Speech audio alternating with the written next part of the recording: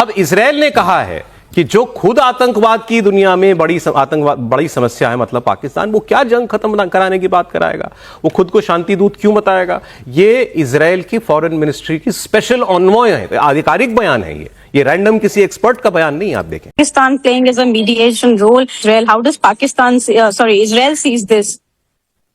I mean, I don't know what the Pakistanis think they're doing. I think they're trying to make themselves relevant. They are themselves a huge problem in the world of jihadi terrorism. But, you know, they can try. I'm not sure they'll be very successful. I think they just want to shove themselves in the middle of something relevant at the moment. वो कह रहे हैं जी ये पाकिस्तान की बल्ले बल्ले हो गई है, और पाकिस्तान जो है इस वक्त जिस तरीके से उसने ईरान वॉर में जो रोल प्ले किया है और जैसे वो सुलह सफाई करवा रहा है, इतनी बड़ी एक वॉर, इतने बड़े बड़े कंट्रीज, कहाँ पाकिस्तान, जिसको आप हमेशा कहते थे जी पाकिस्तान चीज क्या है, ये तो जो है कटोरा लेके घूमते हैं। ईरान ने मौजूदा टाइम पे इन चीजों को माना नहीं है। अच्छा, हाँ, उन्होंने उसे ठीक है, वो कहते हैं जी हमारी कोई उसमें को बैक डोर से कोई डीलिंग शीलिंग नहीं हो रही। ठीक है, हमारी कोई नेगोशिएशंस नहीं होगी। यानी ये पाकिस्तान में जो आप कह रहे हैं कि टेबल टॉक होगी, हम इसे नहीं, वो उन्होंने ये नहीं कहा, हम नहीं मानते। उन्होंने कहा कि जो ये कह रहा है ना कि हमारी जंग खत्म होगी, अभी नहीं खत्म होगी। हाँ। क्योंकि वहां से जो रेजोल्यूशंस आए, काफी आप कह सकते हैं कि मैसेजिंग हुई है। तो मैं आपको 3 मैसेजेस बता सकता हूँ। एक मैसेज ये है कि पाकिस्तान इंडिया को दे रहा है कि तुमने हमारे को आइसोलेट करने की कोशिश की, हम सेंट्रल हो गए हैं, आप आइसोलेट हो गए इस मुद्दे पर। तो आप तो चले गए थे इजराइल के साथ खड़े हुए हैं, फिर उसके बाद से। दोस्तों, इस्लामाबाद में होस्ट करे कुछ मुल्कों को और बोला कि साहब हम बात करेंगे, जो लड़ाई चल रही है ना मिडल ईस्ट पे, इसके ऊपर चलिए हम बातचीत करते हैं। तो और इस्लामाबाद और भी चक्करों में पड़ा हुआ है। जय हिंद साथियों, कुछ समय तक पहले पाकिस्तान ये कह रहा था कि इंडिया को ऐसा क्यों लगता है कि पाकिस्तान इजराइल और ईरान के मध्य जो युद्ध चल रहा है उसे क्यों नहीं रुकवा सकता। तो इस पर साथियों, भारत से पहले तो ईरान ने ही इनको लताड़ा था कि हम तुम्हारे पीस टॉक का हिस्सा नहीं बनेंगे, और उसके बाद अब ये इजराइल ने भी ये बता दिया है कि पाकिस्तान जैसे देश जो कि खुद टेररिस्ट भर के इसके अंदर रखा हुआ है, खुद टेररिज्म के राह पर चल रहा है, वो यहाँ शांति दूत कैसे बन सकते हैं। और साथियों, इजराइल ने यह बयान देकर पूरे पाकिस्तान पर जो तमाचा मारा है, इससे पूरे पाकिस्तान मिनिस्ट्री हिला हुआ है।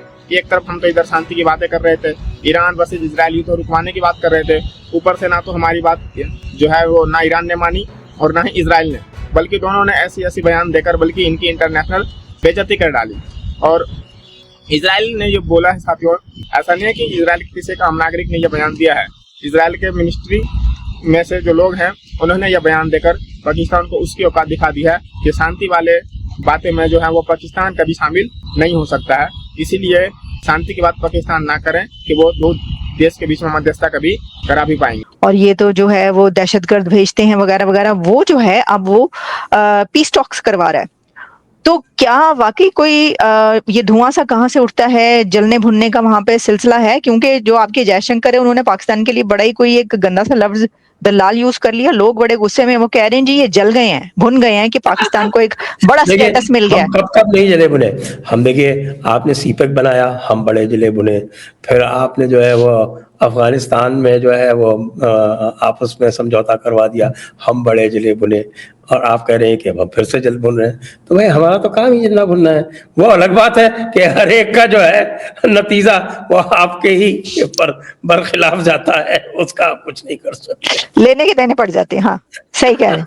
लेकिन संजय जी मुझे ये बताएं कि कह रहे हैं कि जी ईरान ने इंडिया को इसलिए नहीं कहा पीस टॉक के लिए, पाकिस्तान से इसलिए कहा, या पाकिस्तान इसलिए करवा रहा है क्योंकि आपकी इजराइल के साथ बहुत ज्यादा दोस्ती है, तो ईरान आप पे ट्रस्ट नहीं कर सकता। Is this right? देखिए, ऐसा है, भारत को फटे में पांव डालने की आदत नहीं है। दूसरी बात, भारत खुद नहीं इस चक्कर में पड़ना चाहता, क्योंकि कोई भरोसा नहीं है। जो भी ट्रंप अंकल के साथ में पींगे बढ़ाएगा वो पछताएगा। तो पाकिस्तान को पछताना ही पछताएगा। अफगानिस्तान में किया था ना, फिर क्या हुआ?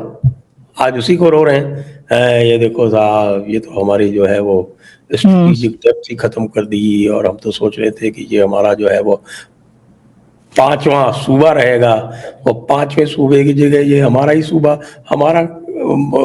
हमें ही सूबा बनाने पे तैयार है। हमारा सुबह फलाने कुत्ते। हाँ हाँ सही। अब हम तो पॉपकॉर्न खा रहे हैं, हमने सबको डिक्लेयर कर रखा है कि भैया इस चक्कर में नहीं पड़ना। You are nowhere. So that is one message. और that message will become stronger अगर पाकिस्तान में वो डायलॉग हो जाता है। Imagine JD Vance आते हैं, मार्को रूबियो आते हैं, और ईरान के मेरे ख्याल से speaker of the house will be the main Iranian speaker. I don't know Abbas Araghchi आते हैं या नहीं, मतलब someone has to guarantee their security ना, इजराइल मार दिया तो so that is an issue. The second message ये है कि Saudi Arabia is sending a message to America saying कि भाई we are not happy with the security जो आपने हमको provide करी, we are looking for alternatives.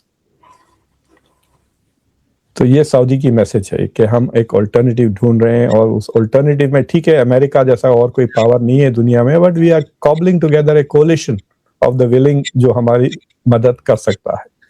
इससे ज्यादा पावरफुल मुल्क है नहीं मुस्लिम दुनिया में। मैं आपके साथ अभी यहाँ पे अगर हो सके तो शेयर करता हूँ, या आप मुझे शेयर की कैपेसिटी दे। मैं तो मैंने एक वो बनाया था, कल मैंने इस पे एक शो किया था उस मीटिंग पे, जिसमें